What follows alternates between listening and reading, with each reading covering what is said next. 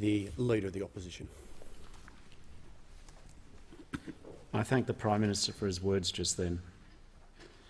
And I want to thank all of Michael's colleagues for the tributes that they've penned over the last few days. Beautiful words for a man who's given us so many of his own. Mr Speaker, it's that mournful digital ripple which started spreading late Saturday morning, early Saturday afternoon, those sad phone calls. Have you heard? Can you believe it? Do you have X or Y's number so we can tell them the sad news they'd want to know? I'm sure many had the same reaction that I did. I thought, oh, not Mick. So much to do, so much to look forward to. Shock would best describe the reaction.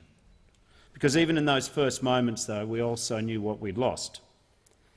He was a person of complete integrity, absolutely trustworthy, an honest soul and a compassionate one. Mick took the best side of everybody, and I think he believed in the fundamental decency of politics. You knew that if you told him something, it wouldn't mysteriously pop up somewhere else. As a journalist, he never chose to put himself in the centre of things or make himself the star. He wasn't interested in sensationalism or sneering. He was a genuine reporter. He cared about the story. He was an understated, earnest man who, in that understated, earnest way, gave the reader the respect of intelligence. When an article had Michael's byline, you knew that what was written was sincerely believed and to be believed.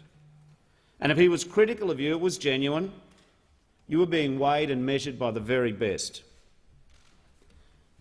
I count myself lucky that I knew Mick well enough that I could ring him up and receive his good and honest advice, even if it wasn't what you always wanted to hear. In those conversations, and I know many of us shared them with him, he was a man who saw the whole picture, whose craft was distilling his panoramic view into a snapshot where not a single word was wasted. I think he was at his very best when shining a light into the dark corners of our nation's soul. From the shocking allegations on Manus to the daily injustices facing Aboriginal and Torres Strait Islander people. Without Mick's courage and intellect, his capacity to be both the recorder and the translator, I don't believe those issues would have received anywhere near the attention that they warranted. In particular, I want to pay tribute to the way that Mick wrote about the first Australians, not from the air-conditioned comfort of a Canberra office, but out there on the ground. He planted himself in the red dust and he absorbed the wisdom of people who live with disadvantage and strive every day to overcome it. There wasn't cynicism in Mick's work, no long litany of hopeless cases or lost causes. He didn't shirk hard truths, but he found the joy and the hope and the optimism too. I think he had a gift of describing our universal humanity and therefore invited us, the reader, to share responsibility. Mr Speaker, the press is fundamental to nurturing our democracy, to holding our parliament accountable.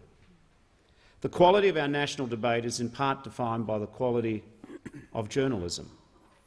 And in the end, great journalism depends upon great journalists. Michael Gordon was genuinely one of these. I think he will be recorded as one of the great journalists of the generation and of any generation. This is such a terrible shame that we're all denied the third act of his writing life. It is so sad that Mick and his family have been robbed of the long days of leisure that he so thoroughly deserved. Our love and condolences to Robin and his family. May he rest in peace. I thank